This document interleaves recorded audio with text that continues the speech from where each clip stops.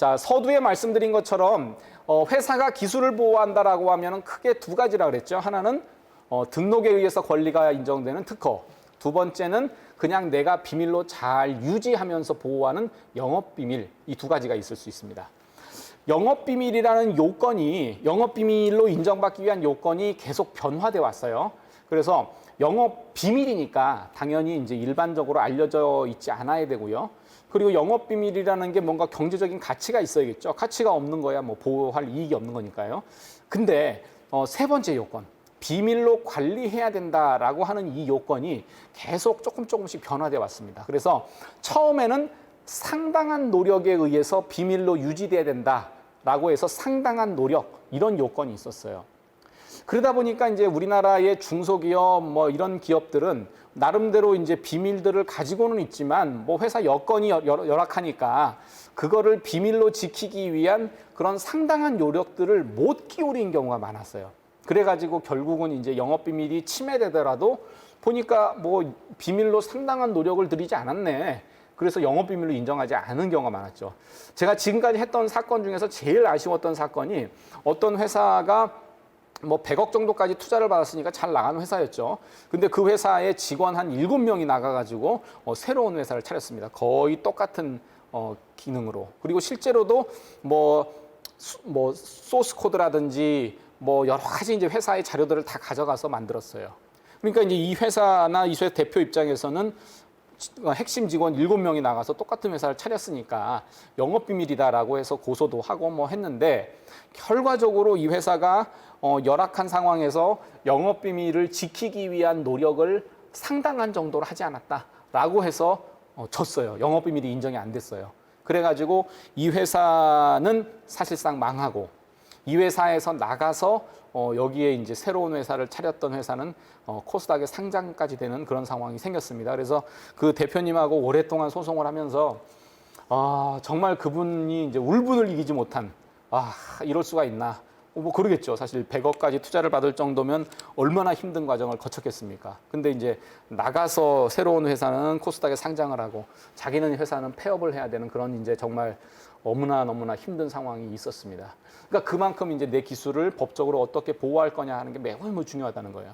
그러다 보니까 많은 비판이 있었어요. 야, 우리나라 중소기업이 그 영업비밀을 보호할 수 있는 그런 시설이나 비용이 어딨냐. 그 요건이 너무 높은 거 아니냐. 그래서 상당한 노력에서 그다음 법을 고쳐가지고 합리적인 노력으로 바꿨어요. 근데 이게 상당하다, 합리적이다라고 하는 게 좀 애매하잖아요. 그러다 보니까 법원에서 판결들을 내렸는데 기존의 상당한 하고 별로 큰 차이가 없는 거예요. 그래서 야, 그러면 아예 상당한 합리적 다 빼버리자. 그래서 이제 최근 시행되고 있는 법에서는 그냥 비밀로 관리된 이렇게 돼 있어요. 그러니까 그냥 비밀로 관리만 했으면 되는 거고 거기에 뭐 상당한 노력이든 합리적인 노력이든 이런 요건들은 필요 없습니다. 그래서 현재는 뭐 그전과 비슷하게 비공지성, 경제적 가치성, 그다음에 비밀 관리성 이 세 가지 요건이 다 필요하기는 한데 비밀 관리의 정도가 예전보다는 낮아졌다라고 그렇게 이해를 하시면 좋을 것 같습니다.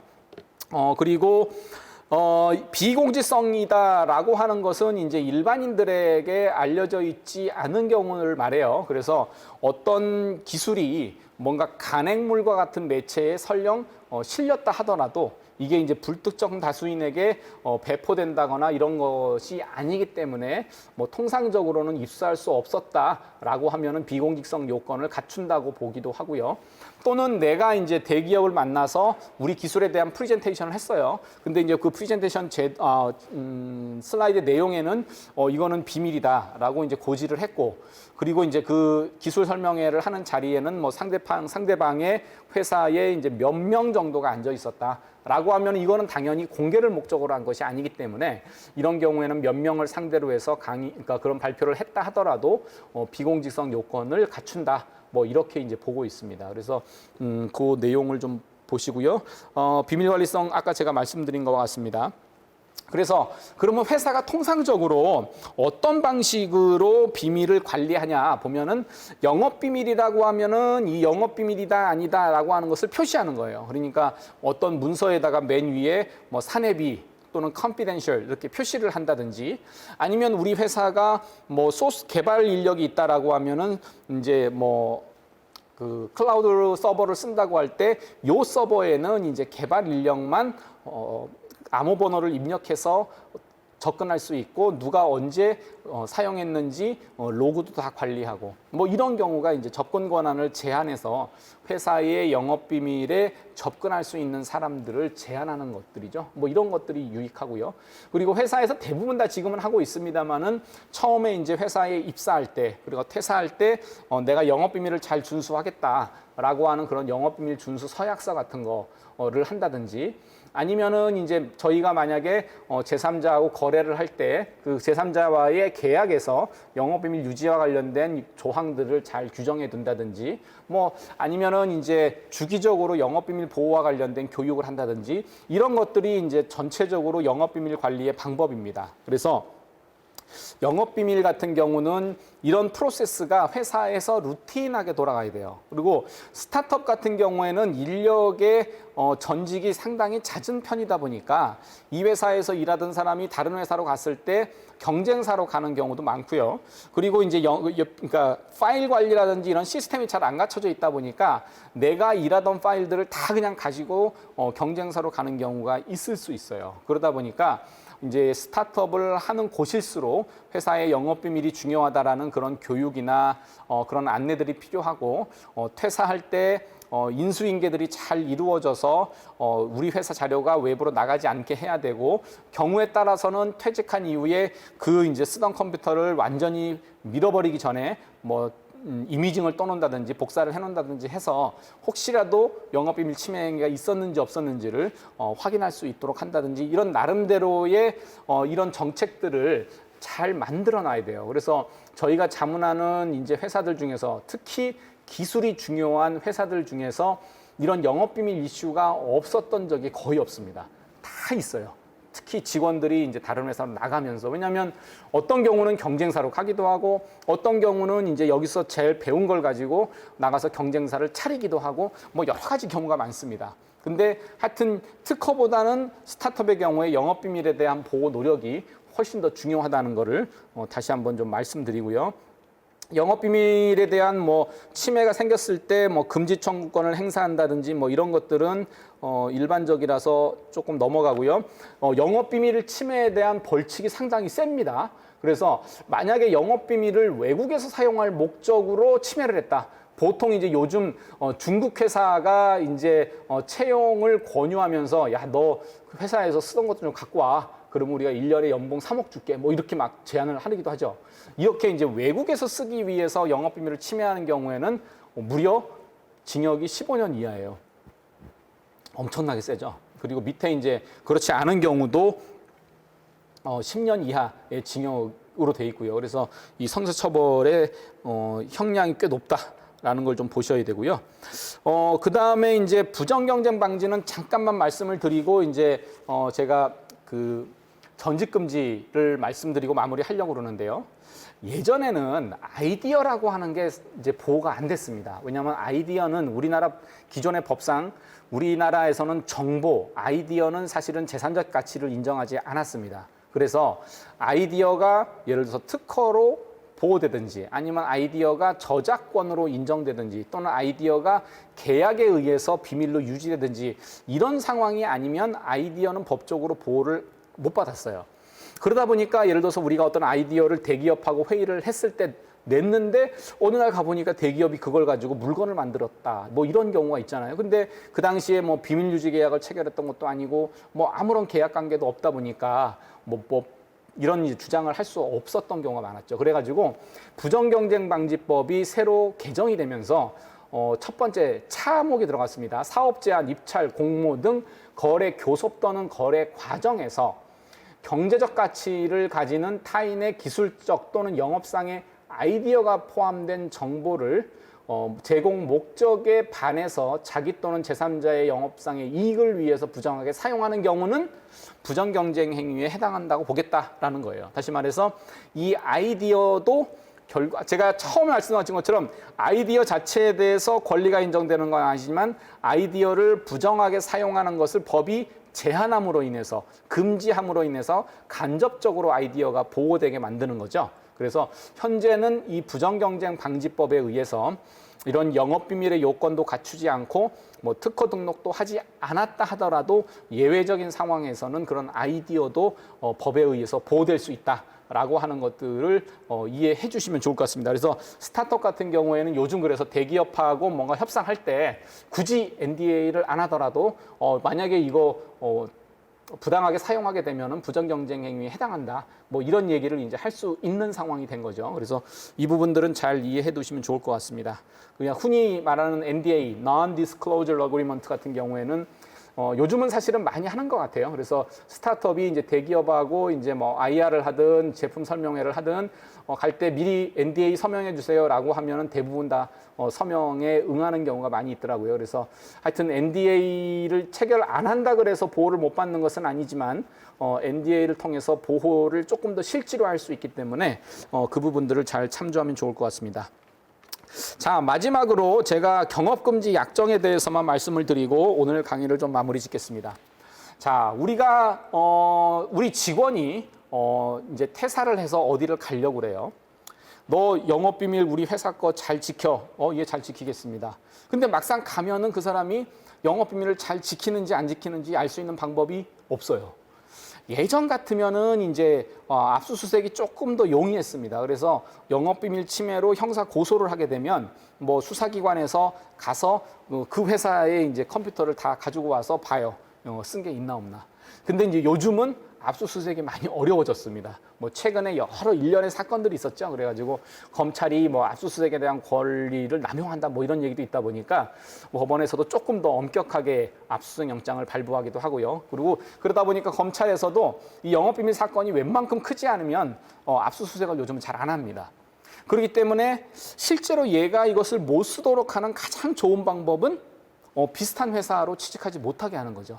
그러니까 제가 드론 회사에 일하고 있다라고 하면 너는 향후에 드론 유사한 업체에는 1년간 들어가지 말아라 라고 이렇게 경업금지 약정, 전직금지 약정을 해놓으면 이 사람은 1년 동안은 이제 다른 회사 가야 되잖아요. 그리고 1년이 지나면은 뭐 그때 기술을 얘기하더라도 이미 이제 시장에 다 알려져 있거나 또 옛날 기술이거나 이렇기 때문에 실제로 영업비밀이 침해되는 경우를 막을 수 있는 가장 효과적인 방법입니다. 그래서 항상 이제 경업금지 약정, 전직금지 약정을 별도로 체결하기도 하고 아니면 영업비밀 유지 서약서의 한 조항으로 내가 퇴사 후 몇 년간 어디에서 근무하지 않겠다라고 하는 그런 경업금지 약정을 하게 되는데 결론적으로 우리 법원은 근로자는 근로의 자유, 직업 선택의 자유 이런 헌법상의 권리의 보호가 우선돼야 된다라고 보고 경업금지 약정의 효력을 아주 엄격하게 인정하고 있습니다. 그래서 지금까지의 예를 보면은 평균이 한 1년 정도? 그러니까 내가 설령 경업금지의 약정의 기간을 5년으로 잡아놨어도 법에서는 딱 1년만 인정한다거나 6개월만 인정한다거나 뭐 이런 경우가 많이 있었습니다. 그래서 이 이제 경업금지 약정은 굳이 기간을 길게 할 필요 없다는 거, 어차피 단축됩니다. 그리고 경업금지 약정이 효력이 있으려면 예를 들어서 기간도 합리적이어야 되고 경업금지를 시킬 만큼 영업비밀 보호의 필요성이 높아야 되고 그리고 이제 그 지역적인 범위도 제한돼야 되고 또 하나 중요하게 보는 게 그 사람이 만약에 그 기간 동안 동종 영업을 못하기 때문에 돈을 못 버는 상황이 생겨도 먹고 살 수 있도록 네가 보상을 했냐. 판례상으로는 그런 것들을 대상조치라는 이름으로 부르기도 하는데 그 대상조치가 있었냐 하는 게 이제 중요한 기준 중에 하나입니다. 그래서 그런 대상조치가 있었으면 상대적으로 더 이제 보호를 받을 수 있게 되고요. 근데 그런 대가 지급이 없다고 해서 항상 전직금지 약정이 무효가 되는 것은 아니에요. 그렇지만 보상에 대한 규정이 있었다면은 유효로 판단될 가능성이 훨씬 높은 거죠. 그래서 회사 같은 경우에는 어떤 경우에는 아예 퇴직할 때 돈을 줘버립니다. 너 내가 돈 줬으니까 1년 동안 경쟁사 가지 마. 그러면 사실은 그 효력이 인정될 가능성이 매우 높죠. 그래서 하여튼 경업금지 약정은 회사 입장에서는 매우 유용한 수단인데 법에 의해서 무효로 판단되는 경우가 있기 때문에 경업금지 약정을 하는 경우에는 그 요건이나 범위를 좀 제한적으로 규정해서 향후에 그 효력이 인정될 수 있도록 그렇게 하는 게 중요할 것 같습니다. 자, 그러면 제가 준비한 강의는 여기까지 하는 걸로 하고요. 혹시 질문 같은 게 있으면 제가 한두 분 정도 질문을 받고 마무리하겠습니다. 보통 이제 강의를 잘하면 질문이 없습니다. 그래서 있나요? 아, 있군요. 진보성의 요건을 충족하려면 해당 분야의 지식을 가진 사람이라는 것을 입증할 수 있는 구체적인 예시는 어떤 게 있을까요? 학위, 논문 해당 분야. 야, 이거는 조금 특허법적으로 조금 쟁점이 있는 얘기인데요. 뭐냐면 진보성이라는 요건을 판단할 때 예컨대 미국 같은 경우는요. 이 기술은 예컨대 대학 졸업자 정도의 기술 수준이다. 또는 예컨대 이 정도면은 대학원생을 졸업하고 전체 경력이 어느 정도의 기술 수준이다라는 기술 수준에 대한 평가를 먼저 하고 그 사람의 기준에서 이게 진보성이 있냐 없냐라는 것을 사실은 판단을 해요. 미국 같은 경우에는. 그렇기 때문에 미국 소송에서는 먼저 첫 단계가 요 기술의 수준을 어느 정도로 볼 거냐라는 것들을 먼저 판단하는데 사실 우리나라에서는 그 내용을 정확하게 사전에 판단하지는 않습니다. 그런 요건이 법적으로 딱 정해져 있지는 않아요. 그래서 그냥 통상 이 업계에서 이제 기술 개발을 하는 사람이라면 알 수 있다 없다 하는 정도의 내용을 결국은 이제 지금 써주신 대로 뭐 학위 논문에 이런 것들이 있었는지 아니면은 그 시중에 이런 논문이 많이 나와 있는지 아니면 유사한 그런 특허들이 많이 있는지 이런 것들을 이제 종합적으로 판단해서 판단을 하게 됩니다. 그래서 결국은 진보성의 요건을 충족하기 위해서 해당 분야의 지식을 가진 사람이라는 것을 입증할 필요는 없어요.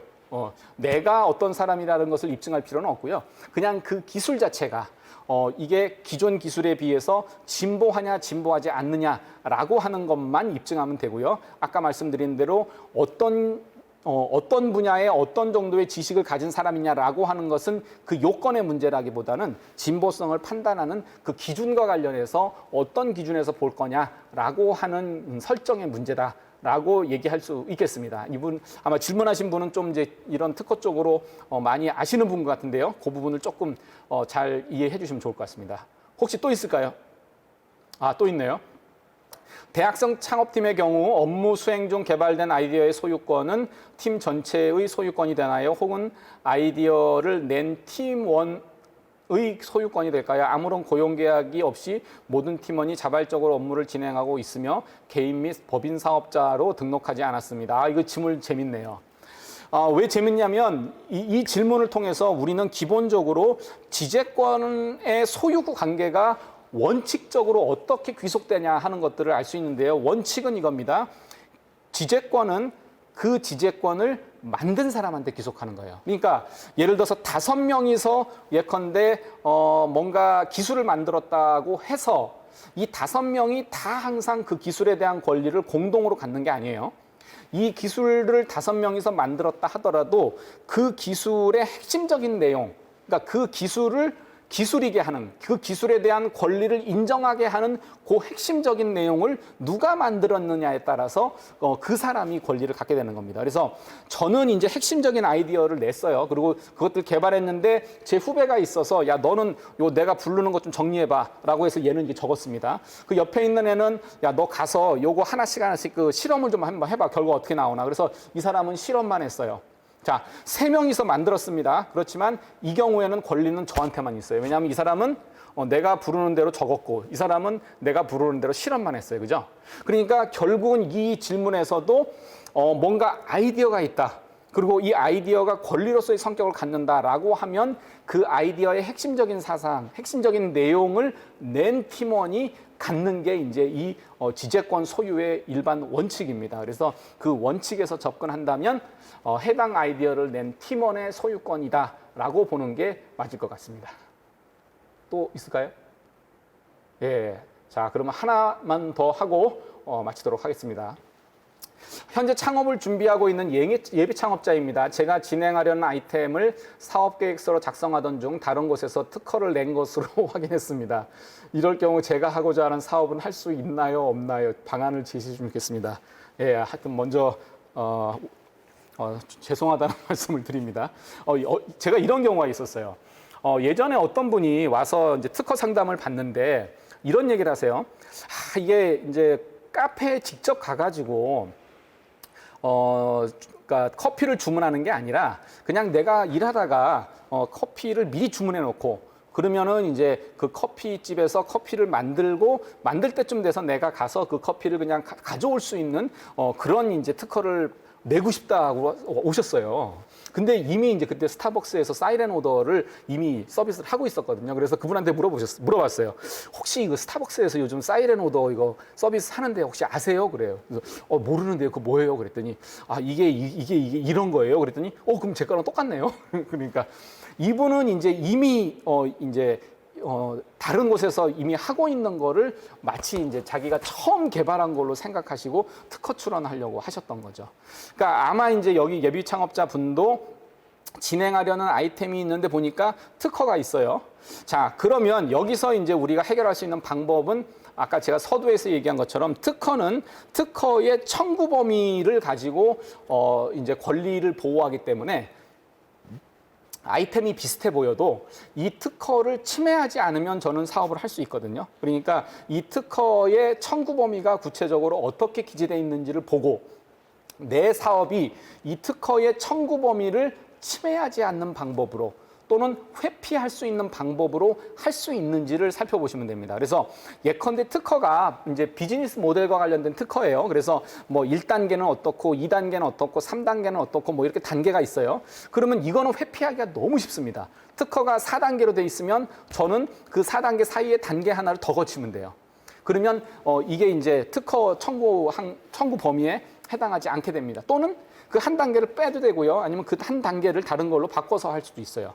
그리고 만약에 뭐 우리가 기계다라고 하면은 그 특허 청구항에 있는 어떤 제품, 어떤 하나를 다른 걸로 이제 변경시켜도 되고요. 하나를 빼도 되고. 뭐 방법은 여러 가지예요. 근데 중요한 것은 그 특허의 청구항이 어떻게 돼 있는지를 보고 그 청구항을 통해서 침해하지 않도록 뭔가 이제 사업 방안을 만들어야 된다는 거죠. 그래서 뭔가 할 수 있습니다. 제가 보면 우리나라 특허들이 그렇게 강한 특허들이 많지 않기 때문에 사업은 할 수 있을 것 같고요. 할 수 있는 방안은 그 특허의 청구항을 보면서 특허가 침해되지 않는 방식으로 잘 고민을 해 주시면 분명히 방법이 있을 거다라고 생각을 합니다. 자, 뭐 질문이 더 많이 있을 것도 같고 이 이제 기술 쪽 내용이 재밌어요. 그래서 이런저런 사례들이 많습니다만은 오늘은 여기까지 하겠습니다. 하여튼 이 이제 드림 플러스에서 하는 이제 스타트업 법률 웨비나 저희가 매월 저희 법무법인에서 한 주제를 가지고 12개월 동안 이제 하는데요. 이제 앞으로 내년에도 다시 이제 매달 또 새로운 주제를 가지고 진행을 하려고 합니다. 그래서 이제 이렇게 꾸준히 뭐 별건 아니면 한 달에 한두 번씩 이렇게 듣는 것이 사업하는데 많은 도움이 됩니다. 이 스타트업은 이제 특히나 내가 스스로 이제 법률적인 것, 기술적인 것들을 잘 지켜야 되기 때문에 그렇게 보시고 혹시 궁금하신 거 있으면 저희 법인으로나 이렇게 질문 주시면 저희가 답변 드리도록 하겠습니다. 하여튼 올 한 해 코로나 때문에 다들 많이 힘드셨을 것 같습니다. 저희도 어떻게 이제 2020년이 지나간 모를 정도로 정신없이 갔는데요. 하여튼 연말 잘 마무리하시고 또 새로운 위기에 또 새로운 기회가 있기 때문에 21년 잘 계획하셔서 코로나의 이 어려움을 잘 이기시고 사업적으로도 많이 성장하는 하나가 되시길 바랍니다. 그러면 이것으로 저의 강의 그리고 올해의 강의를 모두 마치도록 하겠습니다. 감사합니다.